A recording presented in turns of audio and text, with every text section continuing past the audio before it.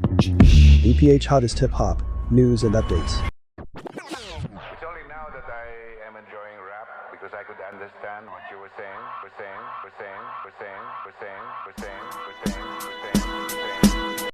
Di ko nakilalang bano ng Olongapo noon, ikinuwento at idinitalye ang tunay na dahilan sa kung bakit nga ba ito nagpalitan nyo. Doon na bumalik yung aning ko eh, no? Bilang si Akata na mas nakilala na nga ng karamihan sa ngayon. Bakit ganito yung sinasapit ko bilang battle rapper? At ang paglalahad nito sa mga maling pagtrato sa kanya na nagtulak kay Akata upang isulat at isiwalat ang lahat sa pamamagitan nga ng art form ng battle rap. Balik.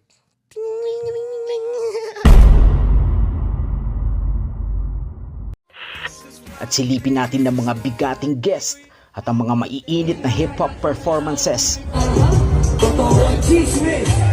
sa ingranding birthday celebration ni Sam Versosa sa Okada, Manila. Well, tara na at sama-sama nating alamin dito lamang sa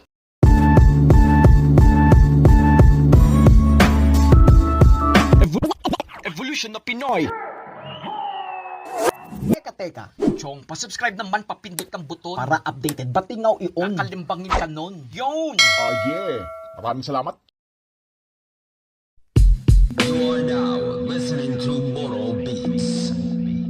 Star-studded at magarbo nga ang naging birthday celebration ng CEO ng Front Row at ngayon congressman na si Sam SV Versosa nito lang Sabado, September 10, 2022 sa Cove, Manila, Okada. Present ang ilang mga big names na dumalo sa nasabing pagtitipon.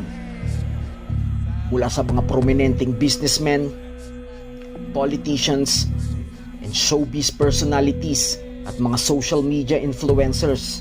And of course, present din at hindi mawawala ang ilan sa mga bigating hip-hop artists like X-Battalion, SV Squad, Misterio, at ang international group na Manila Grey. Spotted din sina Jay Flava, Pio Balbuena, Shots Fired Cartel na sina Chris Delano and Tiny Montana, Psychedelic Boys, and even Two Joints ni Bugoy na Koy ay spotted din. At heto magpasilip sa mga eksenang naganap at naging highlights ng gabi sa mga high performances ng iba't ibang artist. Narito at tunghayan natin ang video. Watch this.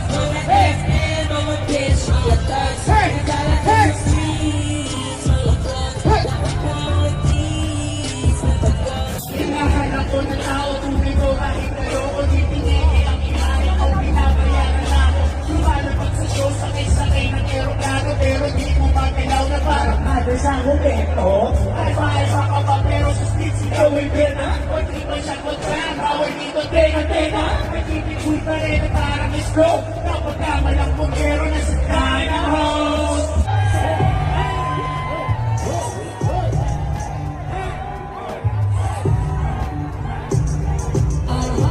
Totoo ang chismis, but it's none of your business. Totoo ang chismis, but it's none of your business. Totoo ang chismis, but it's none of your business. Totoo ang chismis, but it's none of your business. Pag sinabi ko sa'yo na may alam ako, baka ikaw matayin mo ano ang totoo. Huwag ka munang mainis kung magbibida ako, kasi alam mo na this ang kalaban mo. Okay ganito, huwag ka munang magagalit. Real talk lang, to be honest. Kasi sino pa yung may ginagawa na pangit? Kasi sino pa yung meron ka na magalit? May nawawala, bakit hindi mahanap? tanong isakin yung di ko hawak. Kanakawin niya lahat ng walang awat. Yun ang balak gagawin lahat para di mapahawak. At heto na nga, usap-usapan pa din magpasa hanggang ngayon ang naging epekto nga ni Akata sa battle rap sa mga nakalipas nitong laban mula sa last battle nito sa Flip Top noon against Poison 13 hanggang sa huling laban nito sa Sunugan kontra kay Luxuria ay naging controversial nga ang naging mga performance nito. Ngunit nag-iwan naman ito ng marka na kung saan marami nga ang biglang nahiwagaan sa kakaibang estilo na ipinamalas nito at tila nga na curious ang karamihan sa kung ano nga ba ang kwento at ang tunay na pinagmulan ng pangalan at karakter nitong si Akata. At nang maimbitahan nga si Akata para sa isang panayam sa podcast ni Dog Brock, ay dito na nga inilahad nito ang kanyang mga naranasan magmula pa noong bata pa ito na kung saan malaki nga ang naging epekto nito sa kanyang pagkatao hanggang sa naging battle rapper na nga ito sa Flip Top. Ikinuwento din ito at idinitalye ang tunay na dahilan sa kung paano nga na ang dating Nico na Bano noon ay bigla na lamang nawala sa Flip Top. Narito matunghayan natin ang video. Nico Bano pa rin. Tapos hanggang sa... Wait. Gusto kong pag-usapan natin yun eh. Paano ba yun napunta sa ganun? Bakit naging Nico Bano? Ayun Basta nga. Tagagapo Bano? Paano ba yan nagsimula? Ano ba talaga yung kwento niyan? Yung Nico kasi na yun.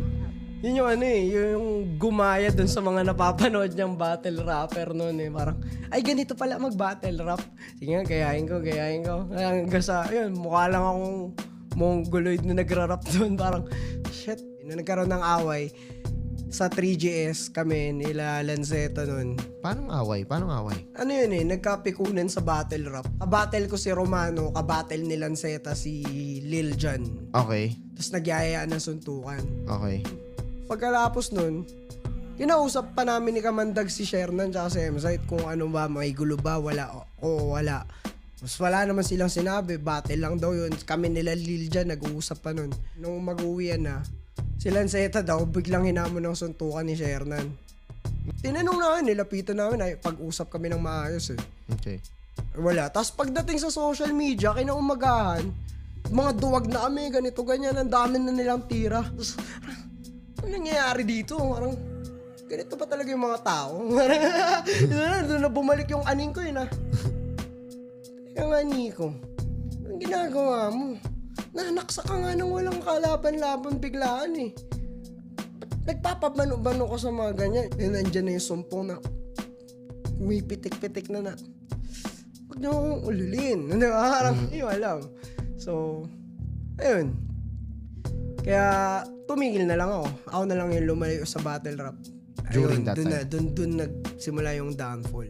Then after 6 months ni Nico sa gitna ng kawalan ay nagpunta nga ito sa gubat upang doon magmuni-muni sa kung ano mang plano nito sa buhay hanggang sa napagdesisyonan nga nito na muling magsulat. So para sa kaalaman din ng mga yon, bakit ka nag-change into Akata? Yung Akata kung paano nabuo, nung galing ako ng gubat, sabi nung matanda dun sa bata, kasi hapon na ako bumaba eh. Pumasok ka na dito, baka kunin ka ng angkorito. Angkorito. Pumasok sa tenga ko. Wait lang, ano yung angkorito? Sabi ko, parang ako yun ah. Kasi haba na ng balbas ko noon. Okay. Mahabang buhok. Tapos yung damit ko malaki, di ba? Shit, ako yata yun ah. Pinapaiwas sa'yo yung bata. Tapos sinearch ko yung angkorito. Ermitanyo. Okay. Parang, fuck, angkorito. Ako ang angkorito. Sabi ko, ako ang angkorito. Sabi ko, ako ang angkorito. Tapos, tinitignan ko na yung costume ng angkorito na pagkatao ko. Ito yung angkorito, ermitanyo, yung taong grasa. Laitin mo man yun, wala naman na yung pakialam eh. Yeah. Di ba? Parang, wala na, hindi, ako yung magiging filter ng screen na yun para hindi napasukan yung personal kong pagiging Nico. Oo. So, ngayon, kailangan ko ng costume. Para mag-filter nun. Ng karakter o na magpapasan ng lahat ng hatred. Ito na yun, angkorito, ako na to. Tapos parang habang tumatagal, ginamit ko ang angkorito parang wala pang 1 taon eh. Na nagsusulat, nagpe-perform ako spoken word. Sabi ko, kulang eh. Oh, parang hindi Gusto ko mag-rap. Okay. Hindi ako titigil mag-rap. Parang nasa akin talaga siya. Kahit ayaw nila, gusto ko mag-rap. Okay. So sabi ko, hindi si Angkor rito ang rap. Hindi siya yun. Sabi ko, balik akong gupat. Okay. Kabote ako ulit. So, malala yung kabote ko nun. Tapos nakita ko na kumakalas yung tornilyo ko, tol. Iba nakikita ko yung yung nangyayari sa buhay ko na parang Buksan? Pinubuksan yung mukha ko Tapos pinapakita sa akin lahat ng nangyayari sa buhay ko na ganito mo pagtakpan, no? Yun yung naging trip mo that time. Na ganito mo sabihin, no? Pero hindi yan yung totoo Bakit ka ba natatakot magsabi ng totoong nararamdaman mo? Pwede naman So, doon ko na pinahalagaan yung nararamdaman ko. Okay. Na, Yun yung realization mo na that time. Unti-unti ko nang mamahalin yung sarili Para sa ko. full video, Wait lang. mapapanood ito ng buo Paano yung sa channel name ng ulit? kapatid As nating si Dog Brock as TV. spoken poetry Ayaw na ni artist. Onyx ng rap game, wag nang gambalain pa. Nag-aaral siyang mabuti, so say hi! Kaya ata! Angkorito, alas tornilyo, mula sa dimensyong nakakadiri maging tao. Eyo Chong, anong opinion mo dito? Paki-comment down below at papindot ang buton. Oh yeah!